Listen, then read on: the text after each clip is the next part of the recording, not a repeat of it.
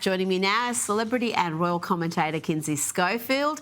Kinsey, recently unearthed emails have revealed that Prince Andrew was in contact with pedophile businessman Jeffrey Epstein for 5 years longer than he claimed in that infamous BBC interview. What more can you tell me? Yeah, according to the Sunday Times, the emails were sourced from the file sharing site Distributed Denial of Secrets. The paper reported that it independently verified dozens of the email addresses, phone numbers, and physical addresses listed within the documents. Prince Andrew's deception surrounding the event, or the event and the extent, really, of his relationship with Jeffrey Epstein shows a mix of poor judgment and dishonesty, and it proves that the royal family was right to strip him of his titles and distance themselves. He remains a major liability, and if he's been caught lying about this, how can the public trust him about anything? He says he never met Virginia Giuffre. How can we trust him about that? Well, he also said he doesn't sweat because of some medical condition. He says all sorts of weird things during that interview. Now, Jordan Hudson, the young girlfriend of NFL legend Bill Belichick, is determined to start her own business, and it's an interesting line of work. She's filed a trademark application for the term gold digger through her company Trouble Cup Enterprises. According to documents, the name will be used for keychains and jewellery. This comes amid Jordan's controversial relationship with the veteran NFL coach. She's 24, Bill Belichick is 73. I'm sure she's heard the expression gold digger a few times in recent months, Kinsey. I mean, obviously, she's trying to capitalize on the criticism. Under her direction, their company filed 17 trademark applications, including Chapel Bill, No Days Off, and the Belichick Way, among others. So, she's immersed herself in nearly every professional part of this coach's world, from handling media matters to even his real estate ventures. And you're wondering, how qualified is she? But, to me, she reminds me of like the reality show villains. I think she thrives on the attention, whether positive or negative. She really leans in. And those people tend to stay in our faces for a while, but there's no real longevity in owning that space. You know what? If there was a reality program with those two, I would probably watch it because I'm just fascinated in that entire dynamic. Now, insiders have revealed that the supposed romance between Pamela Anderson and Liam Neeson was all just a PR ploy cooked up by their respective teams and Paramount, while the Naked Gun movie was still being filmed. Kinsey, there are a lot of middle-aged and older women, I've got to say, who are going to be devastated by this news. They were very much invested in this romance. Yeah, we never discussed this relationship because I was convinced always that it was a showmance. It's an old Hollywood trick, sometimes to amplify the project they're promoting, sometimes to deflect from a scandal.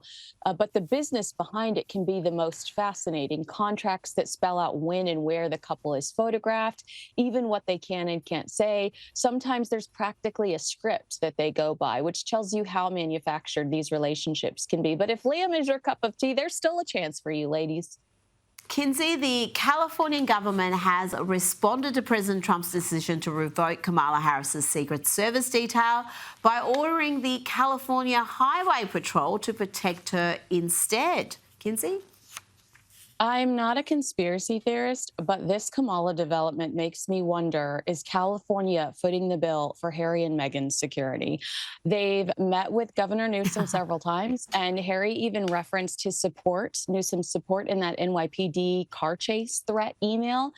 The real question is, where else is Gavin Newsom wasting taxpayer dollars? I don't want to pay for Kamala's vanity tour, and I can list on both hands and toes everyone else that doesn't want to pay for it. So I'm frustrated, like a lot of other Californians, by this. Now, there are reports that Sydney Sweeney is dating one of Taylor Swift's arch enemies, Scooter Braun. What's going on there, Kinsey? Yeah, Sydney, famous for her showmance with Glenn Powell. A new video is circulating of Sydney and Scooter walking around Italy over the summer. We believe she was there for Jeff Bezos' wedding at the time. I like the idea of them as a couple. They're both creative and very ambitious. Will Sydney be invited to Taylor Swift and Travis Kelce's wedding? Probably not, if Scooter Braun would be the man on her arm. Now, a rep for Snoop Dogg, who's making a lot of news in Australia, a rep for him has said that a widely reported apology from the rapper over comments he made about LGBTQIA storylines in kids' movies is actually fake news. He hasn't apologised, has refused to back down, and has not said sorry for those comments. I don't know why he needs to say sorry, because he has said some shocking things in the past, but the comments he made about that movie, I think, were pretty mainstream. Kinsey, he's got a gig coming up in Australia, a very well-paying gig, rumoured to be collecting between $2 and $3 million to perform at the AFL Grand Final here in Melbourne. Tell me about this non-apology. How did it get reported as news all around the world? Well, some say that it was deleted, and perhaps it was. Maybe he had a social media manager that, acted without his permission. But the fact that his reps have come out and said, no, not really.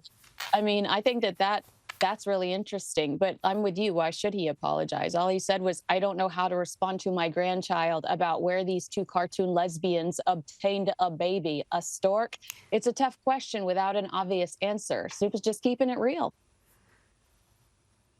Well, that's it. And he is who he is. And I think if you engage his services, you shouldn't be expecting some politically correct performer. He's going to say what he thinks. He always has.